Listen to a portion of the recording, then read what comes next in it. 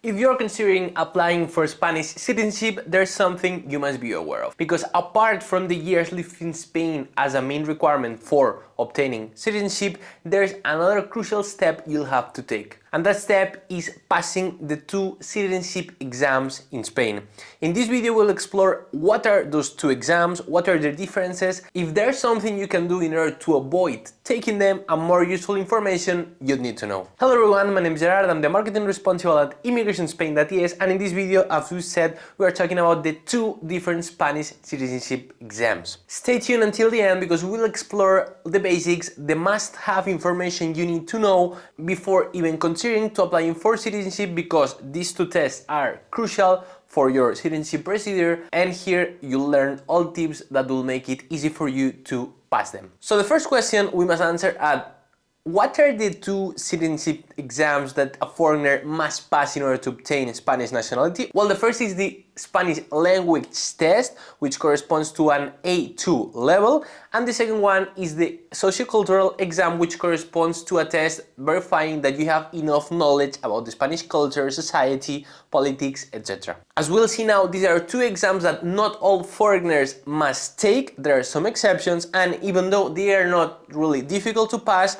there's something you should consider, as you'll need to be taking them in order to obtain one of the most important requirements for citizenship. So let's go first to the Spanish language test, the DELE A2.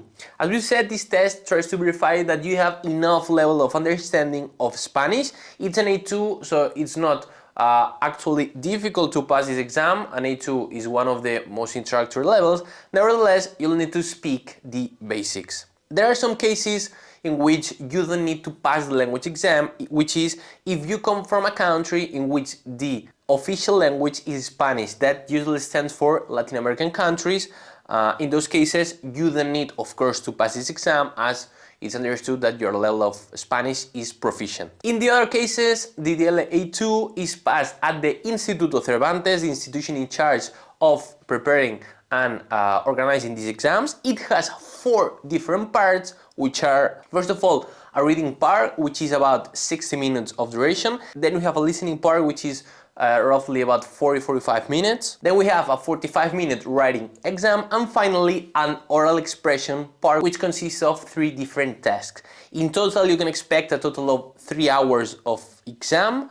Again, it's an A2 level, which is an introductory level, so of course maybe you'll need to take some classes, but we are not talking about a proficient level, so as long as you put in a bit of effort, you'll be able to pass this test. If you want to learn more about how this part is structured, some examples of the questions that are asked, you can check the link below. You'll have access to one of our articles in which we detail all the sections in length. Before moving into the second exam, make sure to subscribe, because you'll be updated with all the immigration tips, advice, and content we are posting every single week. So make sure to subscribe, hit that bell notification button to stay updated. So let's move to perhaps the most important exam, because it's the one that the vast majority of foreigners must pass, which is the sociocultural exam. It's also called CCSE, CCSE, and basically what this exam tests is that you have enough of their understanding of the social, political, cultural, basic information in Spain. Basically, in this case, there are 25 test questions that you must at least answer properly, correctly, 60% of them in order to pass this exam. These 25 questions come from a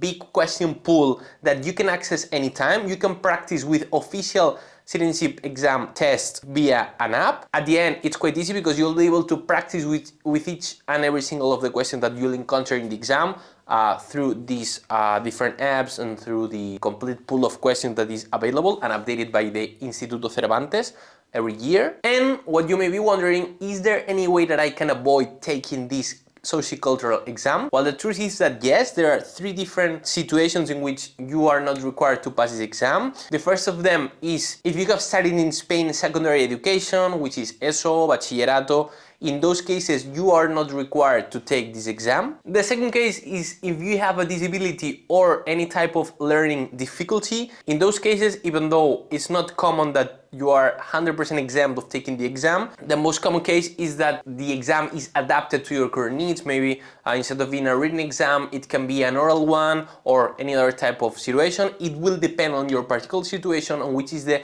disability that you experience, and then the exam would be adapted based on that. And finally, which is not a typical situation, but in some cases it still happens, for those who do not know how to write or read, then it's also possible to avoid taking the exam. Again, sometimes the exam is still adapted to those needs. Maybe the Cervantes Institute will find a way to adapt the exam so that you can take it in any of the forms that better fit your situation, but in general, these would be the three ways to avoid taking the exam. The most common of them would be if you have studied secondary or high school education in Spain. That's all. Again, if you want to know more information, make sure to check out the link below, because you'll find a complete guide on these two exams. You'll see the links on where and when you should take them, which are the specific sections of both exams, the duration, and much more useful information that will make it easy for you to pass these two exams.